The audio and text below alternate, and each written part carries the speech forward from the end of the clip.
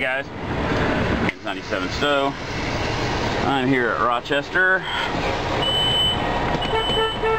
backing up into this fun place. It's not too bad actually. Had to wait a little bit here because there was a little flatbed truck parked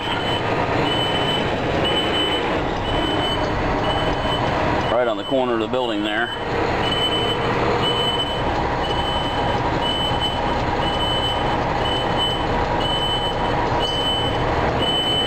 Key here is just to take it slow, let it idle back. Basically you want to line up the corners with the corner of the building there. You want to come pretty close to the building actually. You want to line up to that right there and that right there. And then once you kind of get around the little corner here, you want to start cutting it.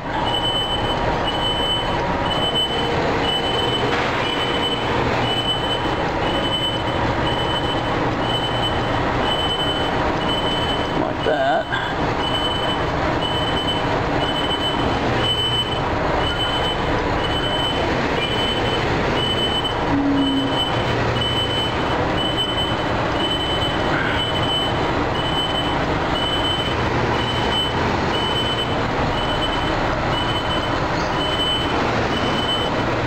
Out for that truck right there.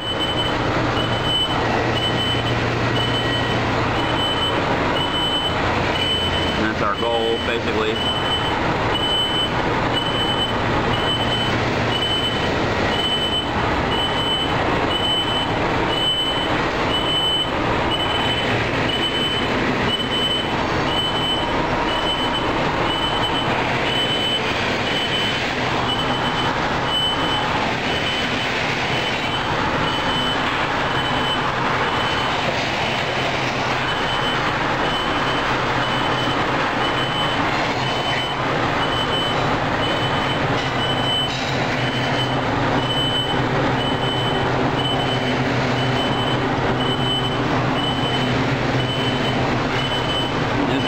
Pocket trailer.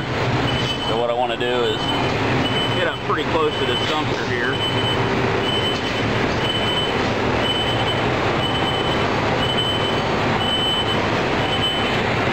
Basically park myself so that I'm right here.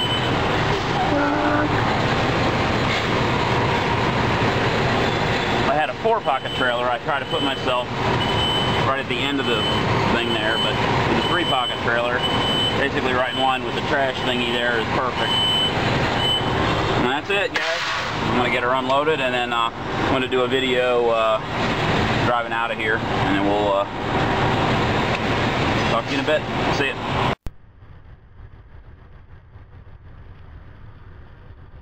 Hey guys, Ken's 97 Stowe 171. Here at Rochester, about ready to head out. You guys haven't seen this before, but we're running electronic logs now, and actually it's been pretty decent. You know, I don't run over my hours much anyway, so it's actually kind of cool.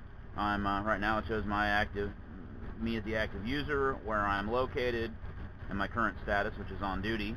I'm going to switch that to driving, and I'm going to head out of here. So hit duty status, go to driving. You can put in your location if you want, put in a remark if you want.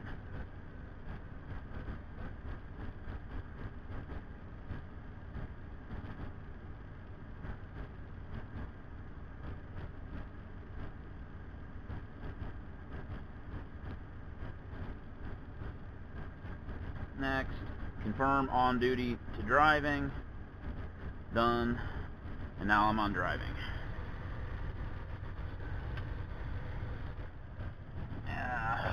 It's raining here, so hopefully the video turns out alright. Actually, I'm going to merge this with a video I made yesterday, or the day before. I'm not sure. I got a video of me backing in here, which turned out pretty well. And then I started doing a video driving out of here, like I'm about to do. and I don't know, something happened with the camera, either the battery or the SD card was not formatted correctly, or I don't know what the hell happened, but it screwed everything up, and so I'm just going to dump that one and I'll merge the two together. Now I'm really close to this dumpster here because there was a guy trying to get in here right after me, and I saw him, so I wanted to get as close to the dumpster as possible, give him as much room as possible. So, no idea what I'm going to talk about. It's been a while since I have done a driving video. I've been posting a bunch of you know, backing into Michigan City videos and things like that. So now it shows me, here, I'll take this off, you can look at that real quick. Shows your average miles per gallon, instant miles per gallon, how many hours you have for driving, how many hours you have on duty, and if you have new messages.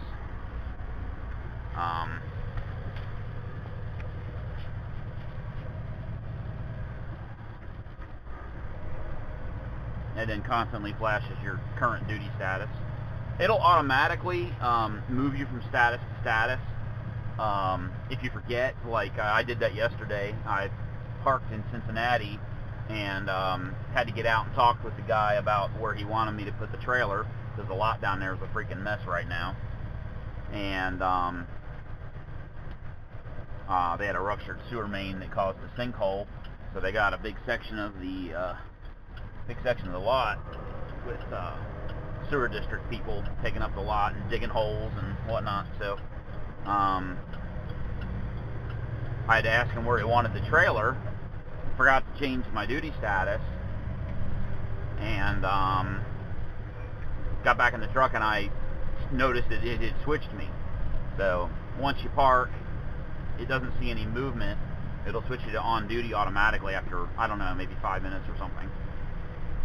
Now, it doesn't seem to do the same thing the other way around when you start driving, and I know it will do it eventually, but they give a wider parameter for that, because like when we go to General Motors, you know, you pull in, you stop, you go on duty from driving, and then you got to pull forward, go to the scale house, then pull forward, go to the place where you get your bill of ladings signed. And then you got to drive, you know, probably half a mile around the back of the plant. Sometimes you got to go back and forth, and then pick up another trailer. So we do quite a bit of that, where you're driving around a facility, and so they set the parameter. They were telling us they were going to do, like, they were going to set either a speed, like 20 miles an hour, and it would automatically switch, or maybe mix it with a speed and also distance, like 5 miles or something, you know, enough so that if you would that it'll do it correctly. And so, but it really hasn't been that big of a deal. You know, I mean, it is going to suck though on those days where, you know, I'm trying to get home and I'm running a little behind for whatever reason, you know, and I'm 5 minutes from home, or I'm 10 minutes, let's say I'm 20 minutes or half an hour from home, and I've only got 10 minutes left on driving. Well, the problem with this thing is, if you go over your driving limit or your 14 or whatever, it automatically sends a violation notification to the company, not to the DOT, to the company. And then I guess they'll make a phone call and ask you what the hell you're doing.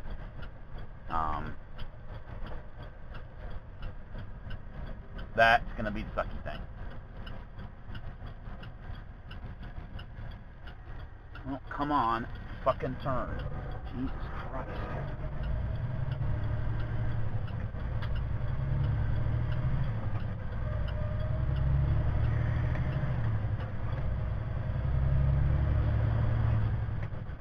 So,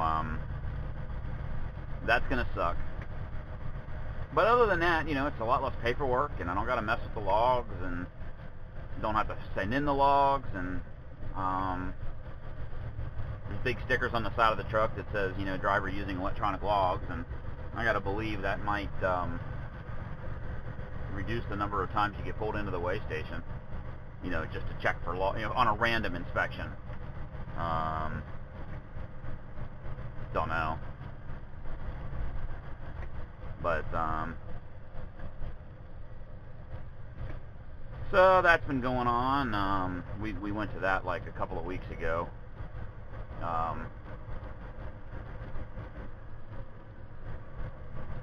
I've only been running them for about this past week, the last week, and like a couple of days.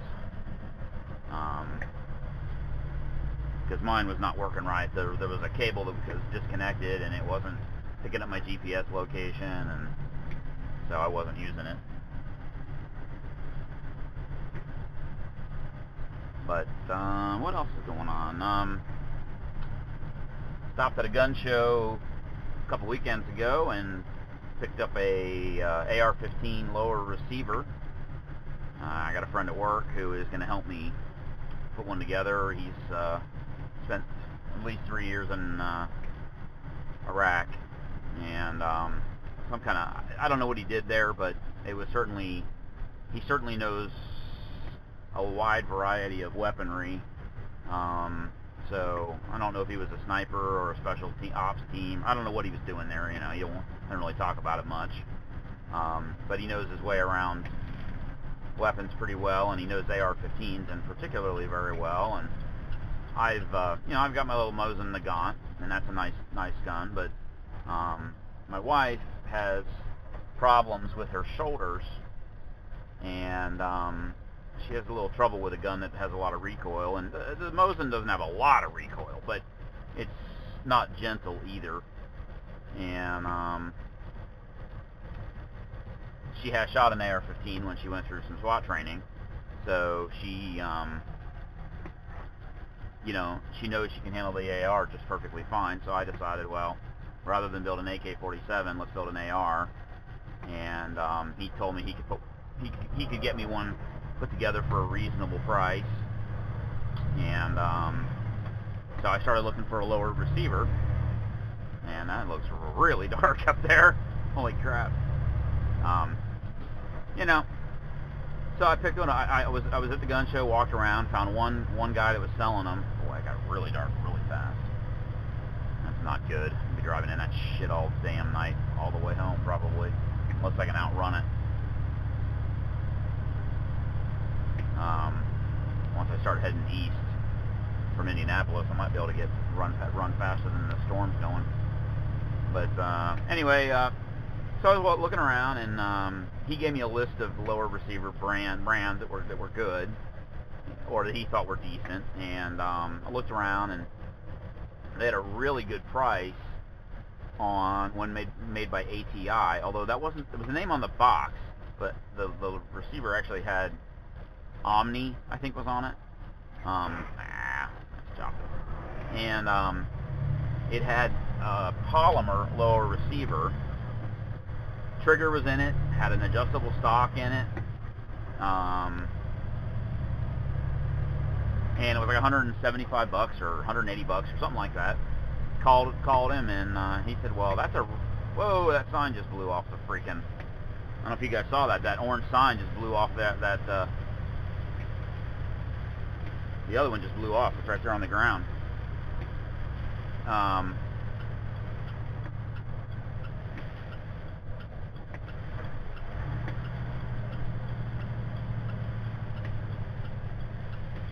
Sorry guys, let me keep going here on US 31, and then I can talk more freely. Pay attention to what the hell I'm doing for a second.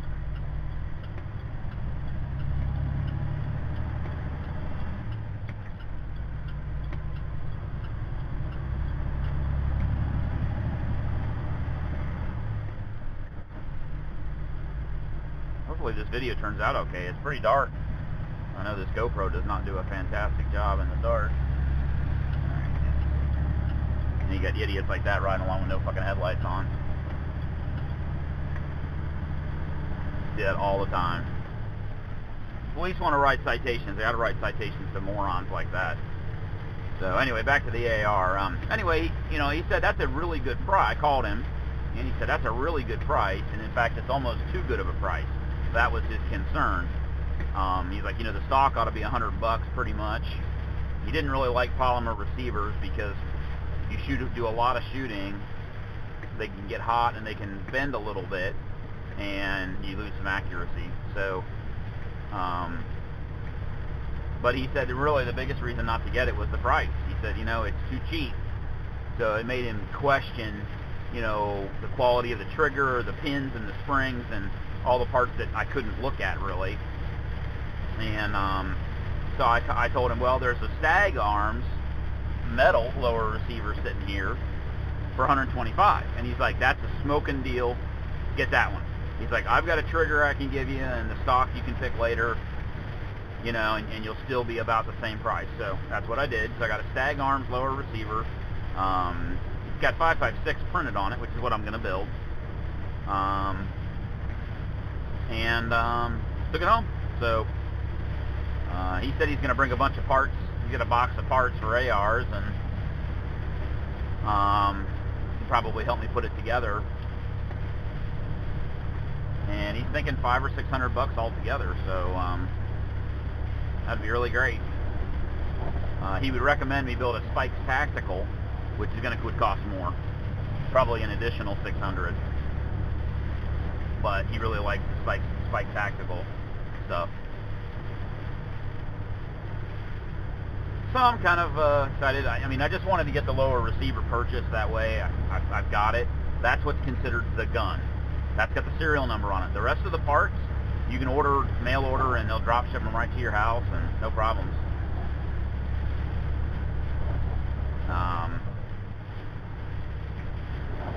So I just wanted to get that purchased. And if they would, they probably aren't going to do this, but if they do another assault weapons ban,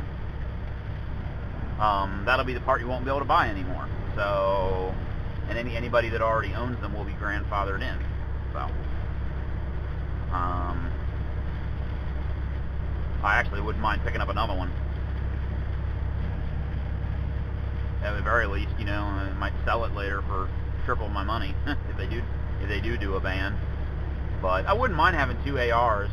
Build one as a rifle, for maybe hunting or long range stuff, and then maybe build a little short barreled one for more of a carbine. Boy, that is some windy shit. Slow down here, guys.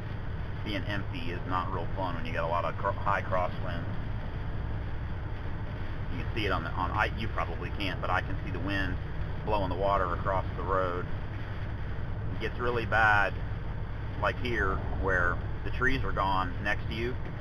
It's a little clue. That's a little clue about driving a rig. You're driving along, and suddenly you get to a farmer's field where there's no trees. You'll notice the snow drifts across the road there, and the wind will pick up because the trees don't block it. And those trees are knocked down right there. I think those may have been that way. We had a big storm a couple weeks ago.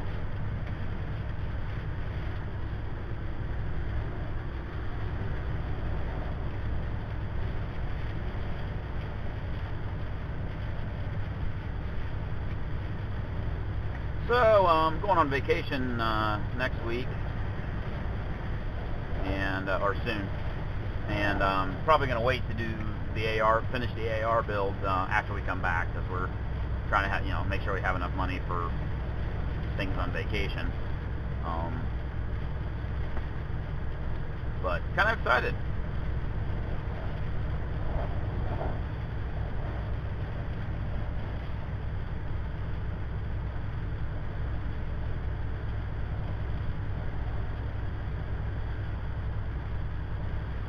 Yeah, my friend knows what he's doing. He's when we first started discussing building one, he asked me,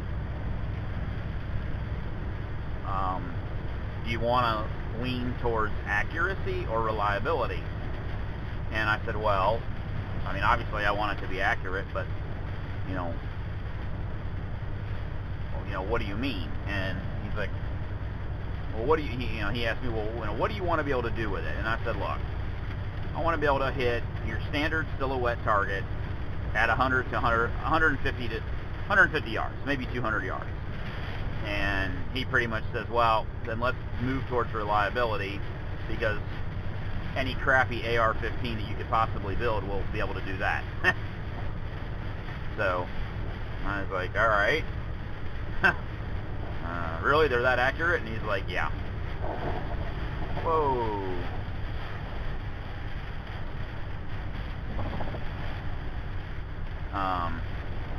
He told me he's got an AR at home that's his special one, that's his baby. He's got about $3,000 in it, between the scope and everything. And he said with that one, at 150 yards, he can empty the magazine into the space of a dime. And at 350 yards,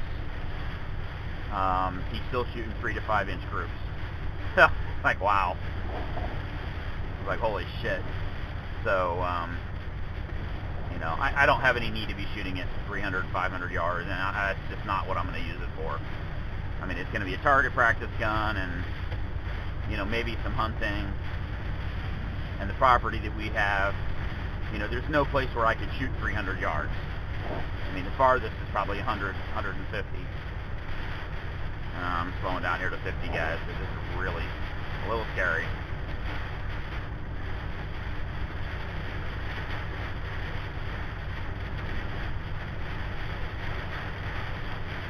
I think I'm driving right into this shit of it here.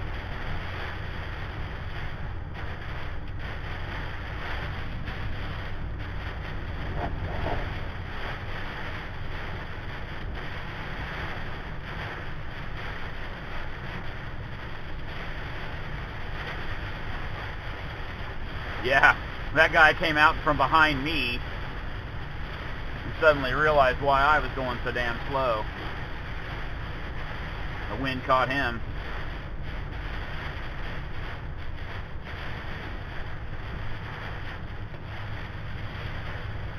These tanks aren't too bad. I mean, they're kind of round shaped. They don't catch the wind as bad as a box. But still,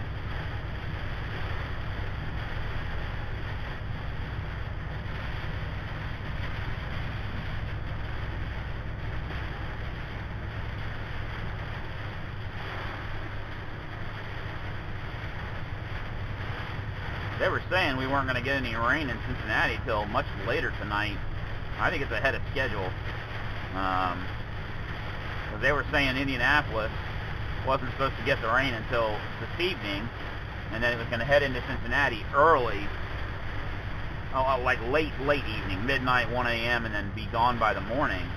And I mean, it's only 11:45, and I'm essentially directly north of Indianapolis. So if it's doing this in Indianapolis too, then it must be ahead of schedule.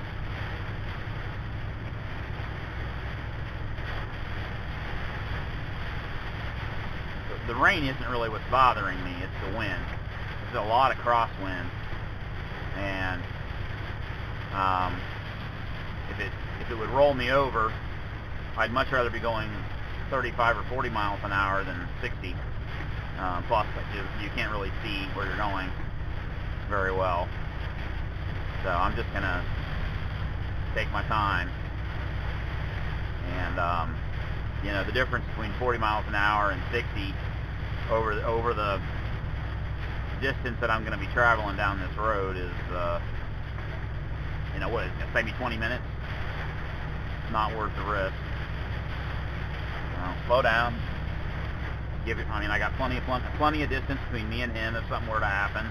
And there again, if the wind would roll me, I'm not going to go far enough to slide into the other lane and get over there. I mean, I just would pretty much just flop over and stop.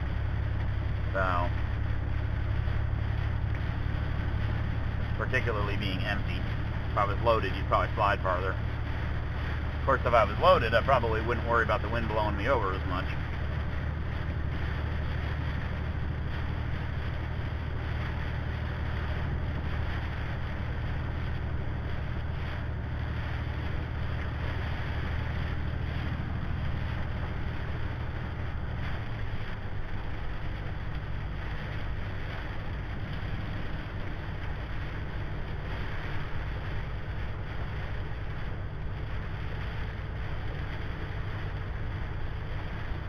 loosen up a little bit.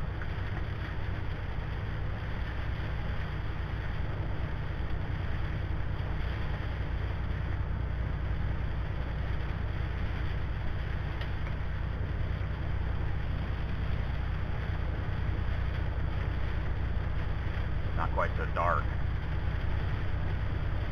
The wind's died off a little bit.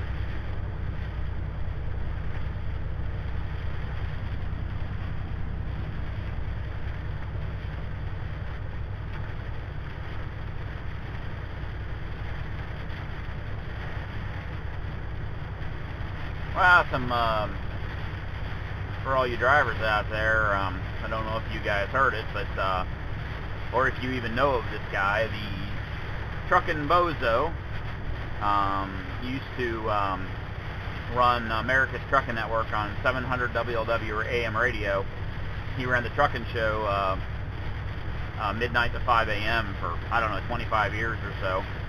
Yeah, he retired maybe 5 or 8 years ago, and his son, Steve Summers, his name was Dale or Gabe Summers, I'm not really sure. I actually never, he retired before I started driving. But his son Steve Summers is running the show now. But anyway, the Truckin' Bozo passed away last 8 days ago, I think it was. And tomorrow morning, they're going to have a memorial. The funeral's already way over and everything, but they're going to have a memorial at a really large church in Cincinnati and invite the public to come. And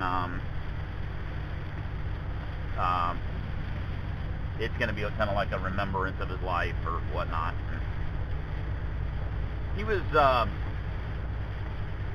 the air for like 20 or 25 years, starting I think in the early 80s and or late 70s. I'm not really sure, but it was like 20 or 25 years, and he was kind of responsible for bringing the profession of truck driving more respect from the general public. You know, up until that show came on, really nobody knew anything about truck driving or anything, and it kind of raised awareness for what was going on in the industry, and it really helped the drivers. And if you can get a chance to, you know, you could listen to it on iHeartRadio on your phone or your tablet or computer or whatever. Just go to iHeartRadio.com, I guess, or if you've got a phone, look for an app, or if you've got a iPhone, look for the iHeartRadio app, and then put in 700 WLW, Cincinnati, Ohio, and you could listen to Steve Summers from 12 midnight to 5 a.m. And it's a really good show. You know, drivers call in, and I mean, he'll let people talk for 10 or 15 minutes sometimes. It's not one of these where you say 3 words and then the host ends up talking for half an hour about what you said. It really is more of a discussion, back and forth between drivers, and passing on weather and traffic information and what's going on. And a lot of times he gets pretty breaking news because it's so early in the morning. A lot of times too, it'll be news that you haven't heard anywhere else. So definitely check that out if you haven't already. If you're a driver, it's definitely worth it. A lot of good information, and I always find it a very enjoyable show. Sometimes he has products, you know, he'll have a guest on that's selling some product. He really only does 2 or 3. Motor Coat is one.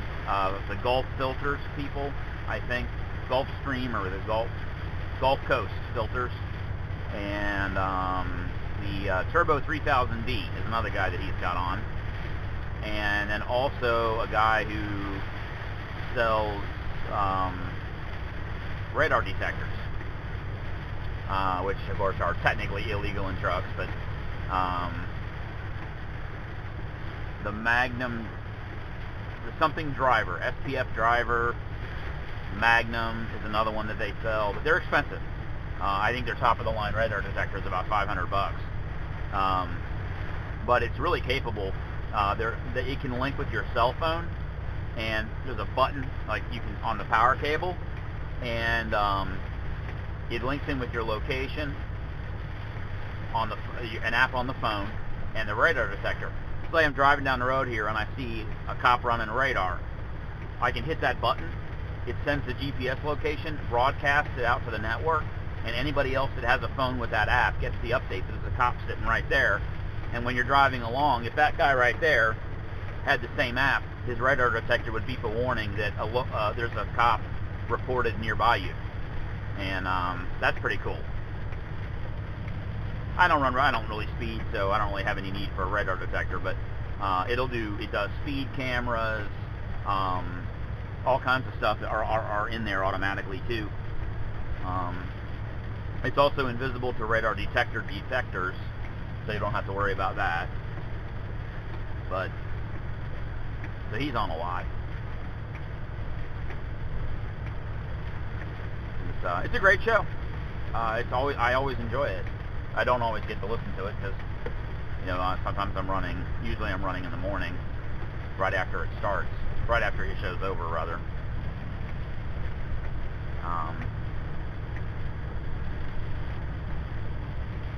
What other news in trucking? Well, they're still fighting it out in court. There is new hours of service that the government's trying to push through, and it's been in court. My boss tells me it's going to be in court for a while. I don't know. There's some rule change with the 70-hour rule. I don't know the specifics on that one. The one that's really causing the stir, though, is they're going to require you to take a 30-minute break after 8 hours of on-duty time. Driving or doesn't matter. 8 hours on duty, you got to take a break, 30-minute break. And that's going to be a nightmare for us, for a lot of companies, because it really throws off the logistics, you know.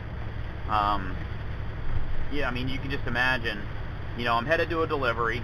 I need to be there at a certain time. I'm going to be at the delivery in 15 minutes, but in 5 minutes my 8 hours is up and I got to stop and take a break. Well, then I got to figure out where in my day am I going to stop to take a break. It's bad enough trying to figure out where in the hell you're going to stop for the night and plan that, let alone plan for that 8-hour break somewhere along your day. It's just, you know, it's going to be a logistical nightmare. Not to mention, now you're going to have 4 million trucks every day having to stop somewhere, either a truck stop or a rest area. And if it's a truck stop, hell, it takes you 15 minutes to get into the damn truck stop. That 30-minute break is going to be more like an hour by the time it's all said and done. And I'm sorry, but I think I'm a big boy. I don't think I need the federal government telling me, oh, you poor little boy, you need to stop and take a lunch break because you might be hungry.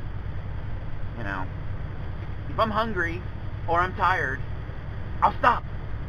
You know, I don't need the government wiping my ass for me too, let alone telling me when to go pee. That'll be the next thing. You know, you got to stop every 2 hours to pee. And the problem is with everybody going to electronic logs, you can't just not do it. You're going to have to do it. And the electronic logs are going to be mandatory by 2014. So if you're a driver out there and you're like, oh, I'm working by myself, I don't have one of them, I'll just fudge it. No, you won't. 2014, you got to have one of those too.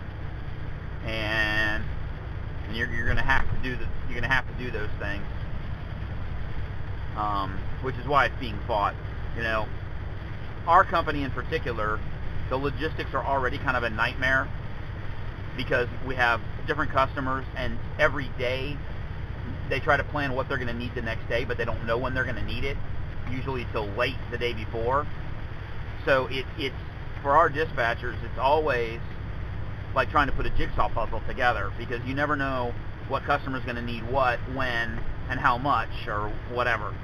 And our terminal manager, we have about 60 drivers, I think, altogether at our terminal, They don't all do what I do. Some of them are up in Fort Wayne and they do other things. But our terminal manager tried to do a simulation to figure out if all our drivers are going to have to take these breaks and affect us, how is that going to affect our deliveries? And the study he ran came to the conclusion that our terminal would have to hire between 5 and 7 additional drivers just to cover the freight we already do. Now, that's almost 10%. We only have 60 drivers, maybe 70. We got to hire 5 or 6 more, and it's going to be the same number of loads. Well, you do the math. Same number of loads, more drivers. That means every driver is going to get less loads, doesn't it? And that means my pay is going to drop. Now, some people will say, well, people will quit and it'll self-level and they'll have to raise the salary. That may be true. But that doesn't help me. And it's going to be a pain in the ass. I mean, I don't need... if they were doing something useful, like shortening the maximum work week, or maybe even you can only drive 10 hours a day, that would almost be easier to figure out than forcing this 30-minute break, which doesn't accomplish a damn thing, right in the middle of the day. That it monkeys up the logistics and gives me nothing I need. I would rather they cut the hours of driving by 1 hour at the end of the day. That would be easier to figure out, I think.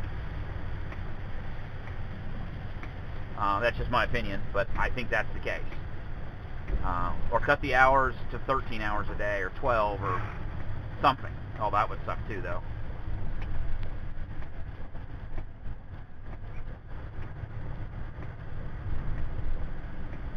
But anyway, so it's still in court. You can imagine how many billions of dollars it's going to cost the trucking industry to implement this useless rule. And of course, that gets passed on to the consumer. If the companies, if it costs more to ship stuff because they got to hire more drivers, you're going to pay more for your everything. So, do us a favor. You're going to come over, aren't you? Let's go. Write your congressman or whatever and tell them this is a really stupid idea. Probably won't help. Well, I get all pissed off about that stuff, and I start thinking, I'm not really a pro-union guy myself, but it kind of makes me feel like, they start pushing us around like that. Again, a stupid rule that accomplishes nothing good and fucks up my life. Again, it would be, if it was, they could demonstrate, that it would have some advantage to me. Maybe I would not have such a problem with a rule change, but it's a stupid rule, doesn't accomplish anything, and fucks up everything. And that's the definition of a government policy, isn't it? Yeah. What you got is a bunch of desk jockeys that have never been in the industry writing rules about things they don't understand. That's what that is. And I start thinking things like, we ought to all get together and do a work stoppage. You have any idea what would happen if every truck driver in America decided, I'm not going to work today and tomorrow? If every truck in the country failed to move for 3 days, we could collapse the economy of this country. Not that I want to do that. That's what would happen. The grocery stores would be empty, the shelves would be empty in a day and a half, the gasoline would be empty in 1 day. The problem for truckers is they never really organize themselves. You'll have one company that runs and one doesn't, and they're always fighting for freight. So they never really get organized as a large group. And even a group like OOIDA, O-O-I-D-A, who is the owner-operators independent. I forget what the name is. It's OOIDA. they're a common group for truckers, but they don't really have enough members nationwide to really affect a major thing like that. So it certainly would help. But, you know, I mean, as I said, this is in court, and you figure if it's going to cost companies billions of dollars, they're going to fight this in court as far as they can, because you know, it does no good for their drivers and costs billions of dollars. Really stupid.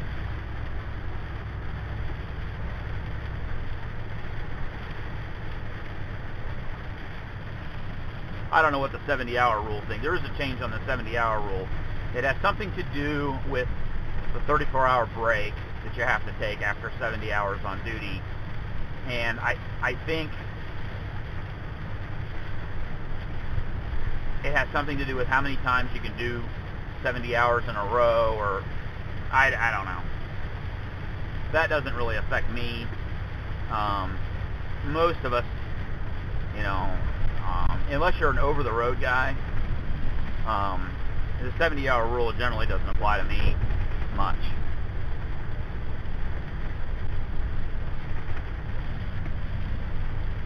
I mean, I'm sure it applies to other people, and maybe that rule is as stupid as the other one. It's the 30-minute break rule. I don't know.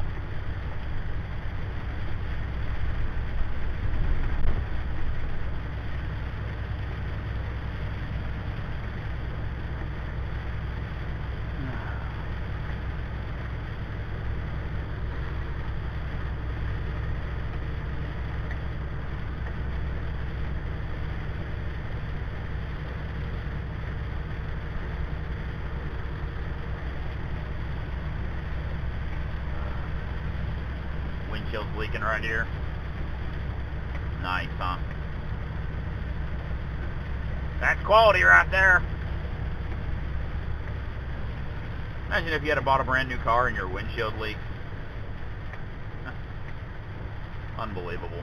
And it leaks right here, comes down and lands on your foot or your leg. Piece of shit. That's quality control right there, let me tell you.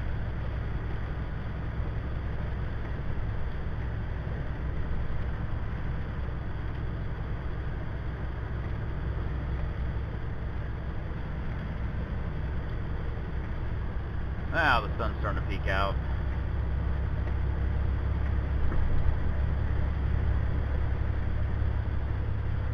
A little dark over that way, though. I guess I'll find out. They're building a bypass around Kokomo, Indiana. Yay! Kokomo can be a pain in the ass. And some days you go through there and you make every light, and it's not too bad. And other days it's, you know, every freaking light. Just about the time you get going, get up to speed, you know, the next light turns on you.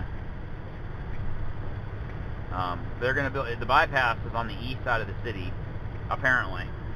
I don't know exactly how it's going to work, but it's supposed to be done next year sometime. Now, they seem to be making pretty fast progress. They're also doing a lot of construction on US 31, just north of Indianapolis. That's going to be all, the way Keystone Avenue and 31 kind of come together. They're doing a lot of stuff right there, and major stuff. I mean, the roads are going to be in a completely different place than it was before, basically. And they're busting ass on that too, actually.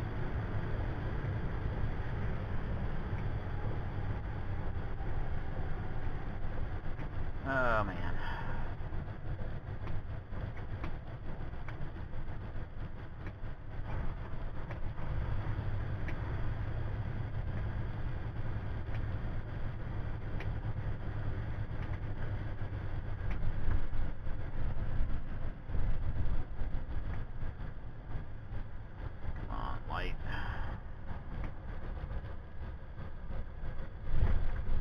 Try to time it so I don't have to come to a complete stop, and that ain't gonna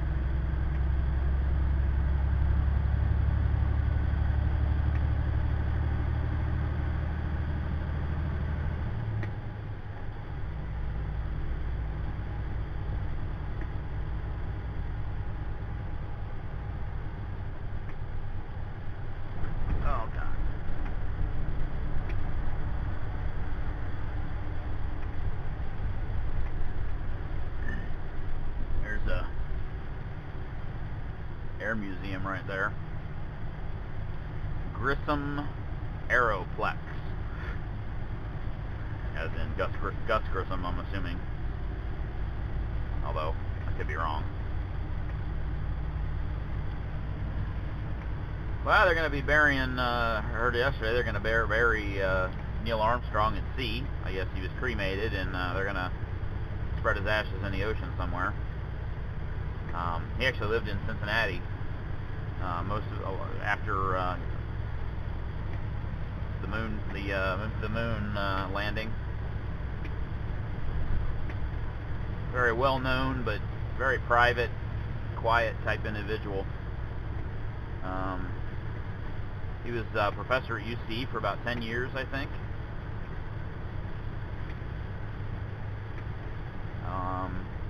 In the engineering department, I believe.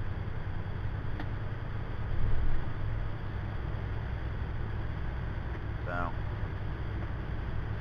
kind of sad. I mean, he lived a full life, you know. He lived a full life even back when we landed on the moon. I mean, after that, it was all, you know, how do you top that? I think he had the right idea, you know.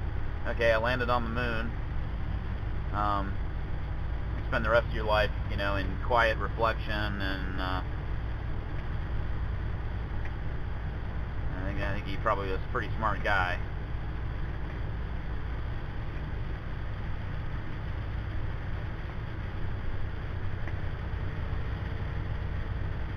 So they had a bunch of astronauts were there at the funeral.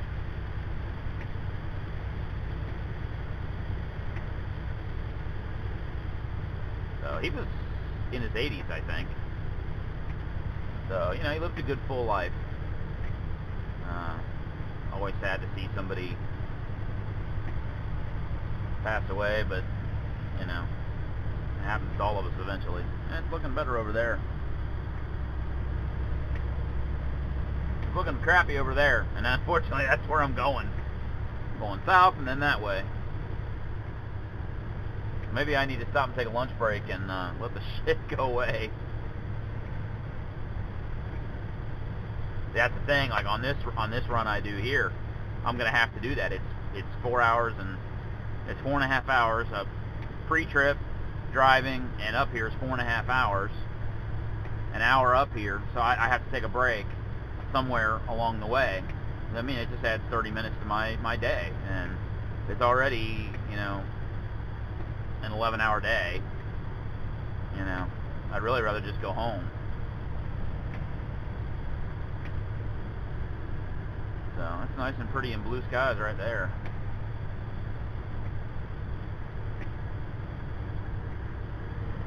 Alright guys, we're coming up on an hour.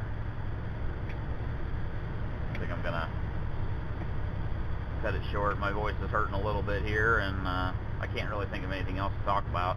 If I see something interesting, or maybe when I get back to S&B, I'll show you what they're doing down there. You know, with the sinkhole and the digging and all that. But anyway, I'm going to let you guys go. Y'all have a good evening, and be safe out there. Talk to you later. Bye.